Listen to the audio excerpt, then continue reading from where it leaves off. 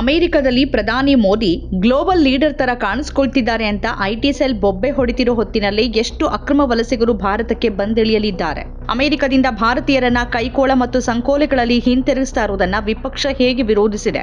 ಅಮೃತಸರದಲ್ಲಿ ಮಾತ್ರ ಈ ವಿಮಾನ ಇಳಿಯುವ ಹಾಗೆ ಕೇಂದ್ರ ಸರ್ಕಾರ ತೀರ್ಮಾನಿಸಿರೋದ್ರ ಹಿಂದಿನ ಉದ್ದೇಶ ಏನು? ಇದು ಪಂಜಾಬಿಗರಿಗೆ ಅವಮಾನನ? ಈ ಕುರಿತು ಪಂಜಾಬ್ ಮುಖ್ಯಮಂತ್ರಿ ಭಗವಂತ್ ಮಾನ್ ಏನ್ ಹೇಳಿದ್ದಾರೆ? ಟ್ರಂಪ್ ಆಡಳಿತದ ನಿರ್ಧಾರಕ್ಕೆ ಮೋದಿ ಸರ್ಕಾರದ ನಿಲುವು ಎಂಥದ್ದು?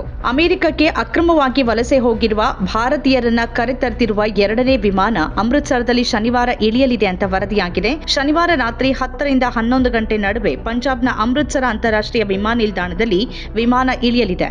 ಅಮೆರಿಕ ಅಧ್ಯಕ್ಷ ಡೊನಾಲ್ಡ್ ಟ್ರಂಪ್ ಅವರ ಅಕ್ರಮ ವಲಸೆ ನಿಯಂತ್ರಣ ಕ್ರಮದ ಭಾಗವಾಗಿ 119 ಅಕ್ರಮ ಭಾರತೀಯ ವಲಸಿಗರನ್ನ ಅಮೆರಿಕದ ಸೇನಾ ವಿಮಾನ C-17 ಮೂಲಕ ಹಿಂತಿರುಗಿಸಲಾಗುತ್ತಿದೆ. ಈ ವಿಮಾನದಲ್ಲಿ 67 ಪಂಜಾಬಿಗಳು, 33 ಮಂದಿ ಹರಿಯಾಣದವರು, 8 ಮಂದಿ ಗುಜರಾತಿಗಳು, 3 ಮಂದಿ ಉತ್ತರ ಪ್ರದೇಶದವರು, ರಾಜಸ್ಥಾನ, ಗೋವಾ, ಮಹಾರಾಷ್ಟ್ರದ ತಲಾ 2 ಮಂದಿ ಮತ್ತು ಜಮ್ಮು ಕಾಶ್ಮೀರ ಮತ್ತು ಹಿಮಾಚಲ ಪ್ರದೇಶದಿಂದ ಒಬ್ಬೊಬ್ಬರು ಇದ್ದಾರೆ ಅಂತ ಮಾಹಿತಿ ಇದೆ.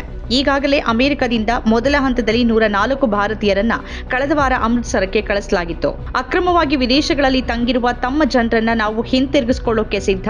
ಬಹುತೇಕ ಜನ ಸಾಮಾನ್ಯ ಕುಟುಂಬಗಳಿಂದ ಬಂದವರಾಗಿದ್ದಾರೆ. ಮಾನವ ಕಳ್ಳ ಸಾಗಣೆ ತಡೆಯುವ ಬೃಹತ್ ಪ್ರಯತ್ನವನ್ನ ಭಾರತ ಮತ್ತು ಅಮೆರಿಕ ಒಟ್ಟಾಗಿ ನಡೆಸಬೇಕು ಅಂತ ಪ್ರಧಾನಿ ಮೋದಿ ಇತ್ತೀಚೆಗೆ ಅಮೆರಿಕದಲ್ಲಿ ಹೇಳಿದ್ದಾರೆ. ಪಂಜಾಬ್ ಮುಖ್ಯಮಂತ್ರಿ ಭಗವಂತ್ ಮಾನ್ ಅವರು ಅಮೃತಸರ ವಿಮಾನ ನಿಲ್ದಾಣದಲ್ಲಿ ಮತ್ತೊಂದು ವಿಮಾನವನ್ನ ಇಳಿಸುವ ಕೇಂದ್ರ ಸರ್ಕಾರದ ನಿರ್ಧಾರವನ್ನ ತೀವ್ರವಾಗಿ ವಿರೋಧಿಸಿದ್ದಾರೆ. ಈ ಕ್ರಮ ಪಂಜಾಬ್ ಮತ್ತು ಪಂಜಾಬಿಗಳನ್ನ ಕಳಂಕಗೊಳಿಸೋಕೆ ನಡೆದಿರುವ ಷಡ್ಯಂತ್ರ ಅಂತ ಆರೋಪಿಸಿದ್ದಾರೆ. ಮಾಧ್ಯಮಗಳೊಂದಿಗೆ ಮಾತನಾಡಿದ ಭಗವಂತ್ ಮಾನ್, ಪಂಜಾಬ್ ದೇಶದ ಅನ್ನದಾತ. ಕೇಂದ್ರ ಸರ್ಕಾರ ರಾಜ್ಯದ ವಿರುದ್ಧ ಕಳಂಕಿತ ಅಭಿಯಾನ ನಡೆಸುತ್ತಿದೆ ಅಂತ ಅವರು ಆರೋಪಿಸಿದ್ದಾರೆ. ಇತರ ಹಲವಾರು ವಿಮಾನ ನಿಲ್ದಾಣಗಳು ಲಭ್ಯವಿರುವಾಗ ಅಮೃತಸರದಲ್ಲಿ ವಿಮಾನಗಳನ್ನ ಇಳಿಸುವ ನಿರ್ಧಾರವನ್ನ ಭಗವಂತ್ ಮಾನ್ ಪ್ರಶ್ನಿಸಿದ್ದಾರೆ. ನಾನು ಈ ವಿಷಯವನ್ನ ಈಗಾಗಲೇ ವಿದೇಶಾಂಗ ಸಚಿವಾಲಯ ಮತ್ತು ಗೃಹ ವ್ಯವಹಾರಗಳ ಸಚಿವಾಲಯದ ಮುಂದೆ ಉಲ್ಲೇಖಿಸಿದ್ದೇನೆ. ಆದರೆ ತೃಪ್ತಿಕರ ಉತ್ತರವನ್ನ ಪಡೆಯಲಿಲ್ಲ. ಕೆಲವು ದಿನಗಳ ಹಿಂದೆ ಒಂದು ವಿಮಾನ ಇಳಿತು. ಈಗ ಮತ್ತೊಂದು ವಿಮಾನವನ್ನ ಯಾವುದೇ ನ್ಯಾಯಸಮ್ಮತ ಕಾರಣವಿಲ್ಲದೆ ಇಲ್ಲಿ ಕಳಿಸಲಾಗ್ತಿದೆ ಅಂತ ಅವರು ಹೇಳಿದ್ದಾರೆ. ಭಗವಂತ್ ಮಾನ್ ಅವರು ಪಂಜಾಬಿಗಳನ್ನ ಅನ್ಯಾಯವಾಗಿ ಗುರಿಯಾಗಿಸಲಾಗ್ತಿದೆ ಅಂತ ಆರೋಪಿಸಿದ್ದಾರೆ. ಪ್ರಧಾನಮಂತ್ರಿ ಮತ್ತು ಅವರ ಪಕ್ಷ ಪಂಜಾಬಿಗಳನ್ನ ಇಷ್ಟಪಡ್ತಿಲ್ಲ. ಭಾರತ ಸ್ವಾತಂತ್ರ್ಯ ಹೋರಾಟದಲ್ಲಿ ಹುತಾತ್ಮರಾದ, ಜೈಲಿಗೆ ಹೋಗಿದ್ದವರಲ್ಲಿ 90%ಕ್ಕಿಂತ ಹೆಚ್ಚು ಪಂಜಾಬಿನವರಿದ್ರು ಅಂತ ಮಾನ್ ಅವರು ಒತ್ತಿ ಹೇಳಿದ್ರು. ಭದ್ರತಾ ಚಿಂತೆಗಳ ಕುರಿತು ಮಾನ್ ಮಾತಾಡಿದ್ದಾರೆ. ಅಮೃತಸರ ಶತ್ರುತ್ವ ಹೊಂದಿರುವ ಪಕ್ಕದ ದೇಶದಿಂದ ಕೇವಲ 40 ಕಿಲೋಮೀಟರ್ ದೂರದಲ್ಲಿದೆ ಅಂತಾನೂ ಅವರು ಉಲ್ಲೇಖಿಸಿದ್ದಾರೆ. ಅಂತಾರಾಷ್ಟ್ರೀಯ ವಿಮಾನಗಳನ್ನ ಅಮೃತಸರದಿಂದ ಪ್ರಾರಂಭಿಸೋಕೆ ಸರ್ಕಾರ ಭದ್ರತಾ ಕಾರಣಗಳನ್ನ ಉಲ್ಲೇಖಿಸುತ್ತೆ. ಆದರೆ ಅಮೆರಿಕದ ಸೈನಿಕ ವಿಮಾನವನ್ನ ಇಲ್ಲಿ ಇಳಿಸೋಕೆ ಹೇಗೆ ಅನುಮತಿಸುತ್ತಿದೆ ಅಂತ ಅವರು ಪ್ರಶ್ನಿಸಿದ್ದಾರೆ. ಪಂಜಾಬ್ ಮುಖ್ಯಮಂತ್ರಿ ಅವರು ಅಕ್ರಮ ವಲಸೆ ದೇಶದ ಸಮಸ್ಯೆಯಾಗಿದ್ದು ಪಂಜಾಬ್ಗೆ ಮಾತ್ರ ಸೀಮಿತವಲ್ಲ ಅಂತ ಒತ್ತಿ ಹೇಳಿದ್ದಾರೆ. ಬಾಂಗ್ಲಾದೇಶದ ಮಾಜಿ ಪ್ರಧಾನಮಂತ್ರಿ ಶೇಖ್ ಹಸೀನಾ ಅವರ ವಿಮಾನ ಹಿಂಡನ್ ವಾಯುನೆಲೆಯಲ್ಲೂ, ರಫೇಲ್ ಯುದ್ಧ ವಿಮಾನಗಳು ಅಂಬಾಲಾದಲ್ಲೂ ಇಳಿಬಹುದು. ಆದರೆ ಈ ಅಕ್ರಮ ವಲಸಿಗರನ್ನ ಹೊತ್ತಿರುವ ವಿಮಾನಗಳು ಅಮೃತಸರದಲ್ಲೇ ಇಳಿಬೇಕು ಅಂತ ಸರ್ಕಾರ ಯಾಕೆ ಹೇಳುತ್ತೆ ಅಂತ ಅವರು ಪ್ರಶ್ನಿಸಿದ್ದಾರೆ. ಪ್ರಧಾನಮಂತ್ರಿ ನರೇಂದ್ರ ಮೋದಿ ಅವರನ್ನ ಟೀಕಿಸಿದ ಭಗವಂತ್ ಮಾನ್, ಪ್ರಧಾನಿ ಮೋದಿ ತನ್ನನ್ನ ತಾನೇ ಜಾಗತಿಕ ನಾಯಕ ಅಂತ ಕರೀತಾ ಭಾರತೀಯರ ಹಕ್ಕುಗಳನ್ನು ರಕ್ಷಿಸೋಕೆ ವಿಫಲರಾಗಿದ್ದಾರೆ ಅಂತ ಆರೋಪಿಸಿದ್ದಾರೆ. ಮೋದಿ ಅವರು ತಮ್ಮ ಸ್ನೇಹಿತ ಡೊನಾಲ್ಡ್ ಟ್ರಂಪ್ ಅವರೊಂದಿಗೆ ಕೈ ಜೋಡಿಸುತ್ತಿರುವಾಗ ಭಾರತೀಯ ನಾಗರಿಕರನ್ನ ಕೈಕೋಳ ಮತ್ತು ಸಂಕೋಲೆಗಳನ್ನ ಹಾಕಿಸಿ ಅಮೆರಿಕದ ಸೈನಿಕ ವಿಮಾನದಲ್ಲಿ ಹಿಂತಿರುಗಿಸಲಾಗ್ತಾ ಇದೆ. ಕೈಕೋಳ ಮತ್ತು ಸಂಕೋಲೆಗಳಲ್ಲಿರುವ ಭಾರತೀಯರನ್ನ ಹಿಂತಿರುಗಿಸೋದು ಟ್ರಂಪ್ ಅವರು ಮೋದಿಗೆ ನೀಡಿದ ಉಡುಗೊರೆ ಅಂತ ಮಾನ್ ಅವರು ಟೀಕಿಸಿದ್ದಾರೆ.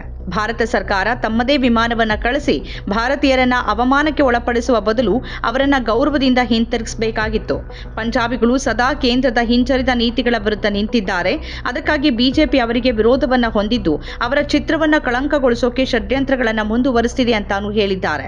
ಭಾರತದಿಂದ ಅಮೆರಿಕಕ್ಕೆ ತೆರಳಿ ಅಲ್ಲಿನ ವಲಸೆ ಕಾನೂನು ಉಲ್ಲಂಘನೆ ಮಾಡಿದವರನ್ನ ಕೈಕೋಳ ಮತ್ತು ಸಂಕೋಲೆಗಳನ್ನ ಹಾಕಿ ಹಿಂತಿರುಗಿಸುವ ಕ್ರಮ ತೀವ್ರ ವಿರೋಧಕ್ಕೆ ಕಾರಣ ಆಗಿದೆ. ಎನ್ಫೋರ್ಸ್ಮೆಂಟ್ ಈ ಕ್ರಮವನ್ನ ಭದ್ರತಾ ನಿಯಮದಂತೆ ನ್ಯಾಯಸಮ್ಮತ ಅಂತ ವಿವರಿಸಿದೆ.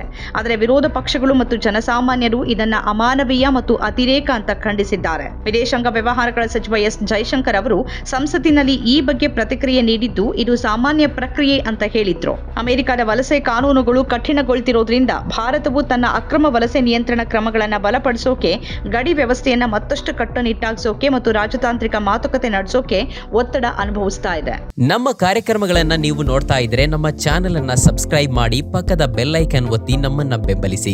ಹಾಗೆ ನಮ್ಮ ಕಾರ್ಯಕ್ರಮಗಳನ್ನ ಲೈಕ್ ಮಾಡಿ, ಕಮೆಂಟ್ ಮಾಡಿ, ಅದನ್ನ ಬೇರೆಯವರಿಗೂ ವಾಟ್ಸ್ಆಪ್ ಮೂಲಕ ಶೇರ್ ಮಾಡಿ. ನೀವು ಹೀಗೆ ಮಾಡಿದಾಗ ನಮ್ಮ ಚಾನೆಲ್ ಇನ್ನಷ್ಟು ಮತ್ತಷ್ಟು ಜನರಿಗೆ ತಲುಪಲು ನೀವು ನಮ್ಮೊಂದಿಗೆ ಸಹಕರಿಸಿದ ಹಾಗಾಗುತ್ತೆ. ಇದು ನೀವು ಯಾವುದೇ ಖರ್ಚಿಲ್ಲದೆ ಕೆಲವೇ ಸೆಕೆಂಡುಗಳಲ್ಲಿ ನೀಡಬಹುದಾದ ಸಹಕಾರ. ಧನ್ಯವಾದಗಳು.